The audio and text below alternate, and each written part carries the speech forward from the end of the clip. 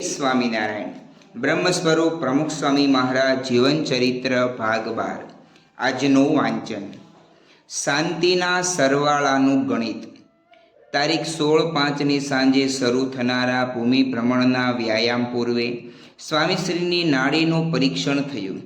તે દરમિયાન ધબકારાની વાત નીકળતા ડૉક્ટર બોલ્યા, એક સરખી નાડી રહે તે પણ સારી નહીં.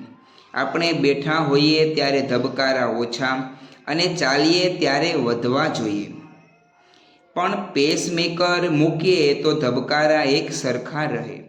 સંતોનું આ મંતવ્ય સાંભળી સ્વામીશ્રીએ તે સંબંધી પૂછપરછ કરી ત્યારે સૌએ સમજ પાડી કે બાપા, એ એક નાનું મશીન હોય, તે મશીનથી હૃદયના ધબકારા ચાલે. મશીન તે મશીન ગમે તેવું મૂકે, ગમે તેટલી નાડી માપ્યા કરે, દવા કરે, ઉપાયો કરે, પણ ભગવાને જે આવરદા નક્કી કરેલી હોય તેવું જ થાય. ભગવાન ધારે એટલું જ જીવાય. પણ બાપા, દવા, સારવાર, સાધનોથી માણસની આવરદા વધે તો છે. શેની વધે? હોય એટલી જ રહે. પણ આપણે કેટલી વાર સાંભળ્યું છે કે હૃદય બંધ પડી ગયું હોય છતાં ડૉક્ટર તાત્કાલિક સારવાર કરે તો માણસ પાછો જીવી જાય. તે તો ભગવાનને જે આવરદા નક્કી કરી હોય તે પૂરી કરવા પાછા જીવે. ડૉક્ટરના પ્રતાપે નહીં, ભગવાનના પ્રતાપે જીવે. નવું નવું કરીએ એમાં કંઈ વળે નહીં. આવરદાની દોરી તૂટે જ્યારે માનવ તેને સાંધી ના શકે ત્યારે. પણ બાપા, અત્યારે તો નવી નવી એવી શોધખોળ થાય છે કે ભગવાને આપેલા દેહને પણ બદલી શકે. ઇન્જેક્શનથી કરચલી દૂર કરી જુવાની લાવી શકે છે. ઇન્જેક્શનથી આવરદા વધારી શકે છે. પણ નવી ચામડી, નવું નાક બનાવી શકાશે, તોય અસલ જેવું નહીં ને એનાથી આવરદા ક્યાં વધવાની? કોટી ઉપાય કરે, પણ ભગવાને ધાર્યું હોય તે કોઈ ફેરવી ન શકે. ગમે તેટલા જોશીઓ કહે કે આવરદા વધશે, પણ ભગવાને જે ધાર્યું હોય તે જ થાય. એમણે આપેલી આવરદામાં ફેરફાર થાય જ નહીં.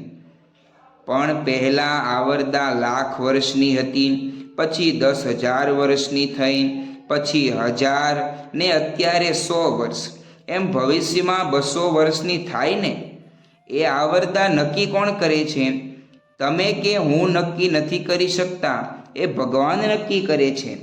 પણ સંશોધનથી આવરદા વધી શકે ને? જેમ ઘૂંટણના ઓપરેશનથી માણસ ચાલતો થઈ જાય છે તેમ. ઘૂંટણની આવરદા પૂરી થઈ ગયેલી, પણ વિજ્ઞાનની મદદથી વધારી દીધી ને? તેમાં આવરદા ક્યાં વધી?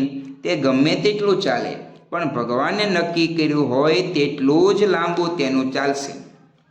પણ બાપા, માણસે સંશોધન દ્વારા ભગવાનને મદદ કરી તો કહેવાય ને? શું માણસે ભગવાનને મદદ કરી? માણસ શું ભગવાનને મદદ કરવાનો? ભગવાન માણસને સતત મદદ કરે છે, ડગલે ને પગલે. આ દેહ આટલો મોંઘો આપ્યો, આ સૃષ્ટિ કોણે બનાવી? ભગવાને. આપણી આ વાત બરાબર છે, પણ તો એક પ્રશ્ન રહે છે. ભગવાને માણસને પાંખો નથી આપી. એનો અર્થ એ થાય કે માણસ આકાશમાં ઉડે એવી ભગવાનની ઈચ્છા નથી, છતાં વિમાન બનાવી માણસ આકાશમાં ઉડે છે. માણસ આકાશમાં પાંખથી ઉડે છે કે બુદ્ધિથી? એ બુદ્ધિ આપી કોણે? ભગવાને. ડૉક્ટરને પણ બુદ્ધિ કોણે આપી? માટે ભગવાનને કરતા માનો તો જ શાંતિનો સરવાળો મળે. તો આપ આશીર્વાદ આપો છો એ પ્રમાણે દુનિયામાં થાય છે તેનું. એ તો ભગવાન આવીને બોલે છે, એ બોલાવે એમ બોલાય છે, અને એ ધારે તે પ્રમાણે જ થાય છે. ભગવાન કરતા છે એમાં બધું જ જ્ઞાન આવી ગયું. ભગવાન જ કરતા છે એમ મનાય તો જ સરવાળો બેસે એમ છે. સ્વામીશ્રીએ દ્રઢતાપૂર્વક ઉચ્ચાર્યું. આ વાર્તાલાપના અનુસંધાનમાં તેઓ તારીખ 17/5ના રોજ પણ બોલ્યા કે બધાએ ચારે બાજુથી મને ઘેરી લીધો અને વિચારોની આંટી ઘૂંટી કરી, પણ હું મક્કમ રહ્યો કે ભગવાન જ કરતા છે, એ જ સત્ય છે, અને એમ માને તો જ શાંતિનો સરવાળો મળે એમ છે. આ ગણિતમાં સ્વામીશ્રી કાયમ પાકા રહેલા. મદદ અને માવજત.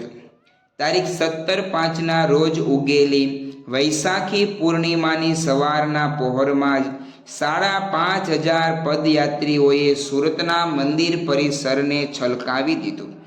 તે સિવાય વાહનો દ્વારા આવી રહેલી ભક્ત મેદનીનો પ્રવાહ પણ મંદિરની સમીપે વહેતી તાપી નદીના પ્રવાહને પાતળો પુરવાર કરી રહ્યો. સ્વામીશ્રીના દર્શન થતાં જ જેમ નદીના નીરમાં લોઢ ઉછળે તેમજ આ સત્સંગ સમુદાયમાં જયઘોષ ઉઠવા લાગ્યા. એ અભિવાદન ઝીલતા સ્વામીશ્રી સભાગૃહના દ્વારે પહોંચ્યા ત્યારે અત્રે ઊભેલા સત્સંગી શ્રી અશોકભાઈને તેઓએ લાગલું જ પૂછ્યું, પેલો ડ્રેસ કેમ નથી? રોજ પોલીસના પરિવેશમાં સજ્જ થઈને આવતા કદાવર કાયાના હરિભક્ત જ્યારે સ્વામીશ્રી પધારે ત્યારે તાજી સલામ ભરતા, પરંતુ આજે તેઓ સાદા ગણવેશમાં હતા. આ વિગત સ્વામીશ્રીથી અછતી ન રહી. ભલે ગીર્દી હજારોની હોય, પણ તેઓનું નિરીક્ષણ સદા બારીક રહેતું. આ કેવળ તેઓની નિપુણ બુદ્ધિ જ નહીં, અસીમ આત્મીયતાનો પણ પુરાવો.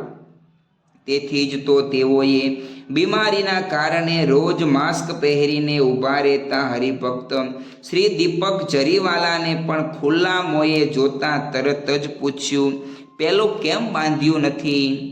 ભક્તોના કાળજાની માવજત લેતા સ્વામીશ્રી તેઓના કપડાનેય ન ભૂલતા. 90માં વર્ષે જ્યારે માનવી પોતાની પળોજનમાંથી જ પરવારતો ન હોય, ત્યારે બીજાના જીવનમાં આટલો રસ રહે તે બાબત સાધારણ તો ન જ કહેવાય. આવી અસાધારણતા જીવનની પળે પળે દાખવતા સ્વામીશ્રીને સવારે 10 વાગ્યે ઈસબગુલ આપવામાં આવતું, પરંતુ તે તૈયાર કરનારા નારાયણ ચરણદાસ સ્વામી આજે સહેજ મોડા પડ્યા. તેથી સ્વામીશ્રી બાથરૂમમાં પધારી ગયા પછી તો તેઓએ મિશ્રણ ઘોળવાનું શરૂ કર્યું, પરંતુ પ્યાલામાં થોડું પાણી નાખવું, તેના પ્રમાણમાં ઈસબગુલ ભેળવવું, તે જામી ન જાય તે માટે દ્રાવણને હલાવવું, એમ કરતાં કરતાં વળી પાણી ઉમેરવું, તે પછી પુનઃ ઈસબગુલ, આમ એક પછી એક ત્રણેય ક્રિયા વારાફરતી થતી જોઈ સ્વામીશ્રી બોલ્યા, લાવો ચમચી, હું હલાવું અને તમે પાણી તથા ઈસબગુલ નાખતા જાઓ. પોતાને વિલંબ થઈ રહ્યો છે તે બદલ કોઈ અકળામણ ન કાઢતા સ્વામીશ્રી સહાયરૂપ થવા તત્પર બન્યા. મદદ માટે સદા લંબાતો રહેલો તેઓનો હાથ 90માં વર્ષે થાક્યો નહોતો. કથા સાંભળે રાખી હુલ્લાસ. તારીખ 18/5ના રોજ સાંકરીના જૂના મંદિરની પ્રતિષ્ઠાને 40 વર્ષ પૂરા થતાં તે વિસ્તારના લગભગ 700 જેટલા ભક્તોનો સંઘ 45 કિલોમીટરનું અંતર પગપાળા કાપી સુરત આવી પહોંચ્યો. આ પદયાત્રીઓનો પનો 7 વર્ષના બાળકથી માંડી 75 વર્ષના બુજુર્ગ સુધી પથરાયેલો. તેમાંય રાયમના એક પ્રજાપતિ ભક્તે તો માથે ખુરશી મૂકી તે પર સ્વામીશ્રીની મૂર્તિ પધરાવી પદયાત્રા પૂર્ણ કરેલી. ઠેર ઠેર વ્યક્ત થતા શ્રદ્ધાળુ દિલના આવા ઉમળકા સ્વામીશ્રીને સત્સંગીઓના જીવન પ્રાણ રૂપે પ્રસ્થાપિત કરી દેતા. આવા તેઓ આજે સાયં ભ્રમણના મધ્ય ભાગમાં વિશ્રાંતિ માટે ખુરશી પર બિરાજ્યા. આ સમયગાળો માંડ 5 મિનિટનો હોય. તે દરમિયાન સ્વામીશ્રીની નજર પુસ્તક વાંચી રહેલા એક સંત પર ગઈ. તે જોઈ તેઓએ પૂછ્યું, શું વાંચો છો? આ હરિચરિત્રામૃત સાગરમાં સુરત મુકામે થયેલી શ્રીજી મહારાજની પધરામણીનો પ્રસંગ લખેલો છે, તે વાંચું છું. તો મોટેથી વાંચો ને, સાંભળીએ, ભગવાનની વાત છે ને. સ્વામીશ્રીએ કહ્યું, શ્રીજી ચરિત્રનું રસપાન કરવામાં કદી ન થાકનારા તેઓ ઘડો કે ઘૂંટડો જે મળે તે પ્રેમથી ગટગટાવી જતા. તે મુજબ આજે સ્વામીશ્રીએ લીલા શ્રવણ કરી 5 મિનિટ લેખે લગાડી દીધી. આરામ આપણા માટે છે જ નહીં. તારીખ 19/5ની સવારે સ્વામીશ્રી પાસે આવેલી એક સમસ્યા સુરતથી સ્થળાંતર કરી અન્ય ક્ષેત્રમાં સ્થાયી થયેલા કાર્યકરની હતી. આ કાર્યકરના પત્ની નવા વસવાટમાં થોડો સમય પસાર થયો ત્યાં તો હવે પુનઃ સુરત આવવાની રઢ લઈને બેઠેલા. કારણ હતું નવા સ્થાનમાં સત્સંગની સેવા કરતા મહિલાઓ સાથે મનમેળનો અભાવ. આ સાંભળી સ્વામીશ્રી બોલ્યા, આમાં તો ફરાફર થાય. મકાન બદલવું પડે, રાચ રચીલું બદલવું પડે, ઘર વખરી ત્યાંથી અહીં ફેરવવી પડે. એના કરતાં સ્વભાવ જ ફેરવે તો કેવું? પરિવર્તનનું આ સ્થાન બતાવી સ્વામીશ્રીએ વધુમાં કહ્યું, સ્વભાવ તો મૂકવો પડે ને. આકાશમાં જાઓ કે સ્વર્ગમાં જાઓ, ત્યાં પણ સ્વભાવ ન મૂકે તો ત્યાં સુખ નથી. એટલે સ્વભાવનું દુઃખ મૂકવું જ પડે. બધાની સાથે રહેતા આવડવું જોઈએ. બધાની સાથે રહીને કામ કરવું પડે. અહીં આવે તોય જો સ્વભાવ હોય તો બીજા સાથે નહીં ફાવે. તે વખતે શું કરશો? એક અક્ષરધામમાં જ દુઃખ નથી, એટલે જ્યાં જાઓ ત્યાં અક્ષરધામની જેમ જ રહો ને. સ્વામીશ્રીના મુખેથી અદ્ભુત સુખ સંહિતા સરી પડી.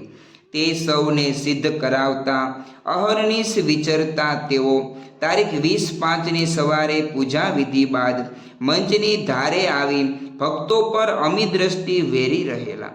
તે વખતે બાળ કાર્યકરો ગુણાતીત કા ડંકા આલમ મેં ભજન રેલાવતા હતા. જ્યારે સ્વામીશ્રી આ ગાયકોની નજીક પહોંચ્યા ત્યારે ઘનશ્યામ ચરણદાસ સ્વામી ઘંટ લઈ હાજર થયા. તેને સ્વામીશ્રીએ 40 વખત વગાડી સભાગૃહને બ્રહ્મનાદ અને બ્રહ્માનંદથી ભરી દીધું. અક્ષર પુરુષોત્તમના ડંકા ગજાવવાનું તેઓનું તાન 90માં વર્ષે પણ અતૂટ હતું. તેથી જ આજની રાત્રે ભોજન લઈ રહેલા સ્વામીશ્રીના મુખેથી પ્રેરણા પીરસાઈ રહી કે શાસ્ત્રીજી મહારાજ અને યોગીજી મહારાજના સંકલ્પથી જ બધું થાય છે. આ અક્ષરધામ થયું એમાં બહુ મોટા આર્કિટેક્ટ ક્યાં હતા? પણ જુઓ, આ ઈશ્વર ચરણદાસ સ્વામી બેઠા છે. એમની સાથે પેલા 2 સાધુ શ્રીજી સ્વરૂપદાસ સ્વામી અને ભક્તિનંદનદાસ સ્વામી હતા. તો કેવું કાર્ય થયું? એ 2 ક્યાં ભણેલા છે, પણ બંનેની દ્રષ્ટિ પહોંચે છે. મોટા પ્રોફેસરો જ રાખવા એવું કશું નહીં. બધું ભગવાનની દયાથી ચાલે છે. મહારાજ સાજ લઈને આવે એટલે કામ થાય છે. સાધુ પણ ગામડે વિચરણ કરે છે, પધરામણીઓ કરે છે, તો સાધુમાંથી સત્સંગી વધે છે. સાધુ પુરુષાર્થ ન કરે તો કાંઈ થાય જ નહીં. હરિભક્તો સાથેના સંબંધો રાખે, ટાણે કટાણે બોલાવે ચલાવે, યાદ રાખે. નાના હરિભક્તોની પણ સંભાળ રાખે તો સત્સંગ વધે. માટે કથા વાર્તામાં આળસ કરવી જ નહીં. આપણે ફરવાનું જ છે, આરામ આપણા માટે છે જ નહીં. 90માં વર્ષની ઉંમરે સ્વામીશ્રીના મુખેથી નીકળેલું ઉપરોક્ત છેલ્લું વાક્ય જ તેઓને પુરુષાર્થીઓમાં પ્રથમ તરીકે પ્રસ્થાપિત કરી દેવા પૂરતું નથી જણાતું. શ્રી સ્વામિનારાયણ ભગવાનની જય. આજે આપણે પ્રમુખ સ્વામી મહારાજના જીવનના પ્રેરણાદાયી પ્રસંગોનું 12મા ભાગના આધારે વાંચન કર્યું. તેનું આપણે શ્રવણ કર્યું. હવે આ પ્રસંગો આપણા હૃદયમાં કૃતાર્થ કરી જીવનમાં ઉતારી એ પ્રમાણે વર્તવાનો આપણે સૌ પુરુષાર્થ કરીએ. ત્યારે જ ચાતુર્માસનું વાંચન એ આપણા માટે ફળદાયી બની રહે છે. આવા પ્રમુખ સ્વામી મહારાજના જીવનના પ્રસંગો આપણા સૌના હૃદયમાં ચરિતાર્થ થાય એવી આજના દિવસે મહારાજ અને સ્વામીના શ્રી ચરણોમાં પ્રાર્થના. આગળનું વાંચન આવતીકાલે કરીશું. ત્યાં સુધી સર્વે હરિભક્તોને જય સ્વામિનારાયણ.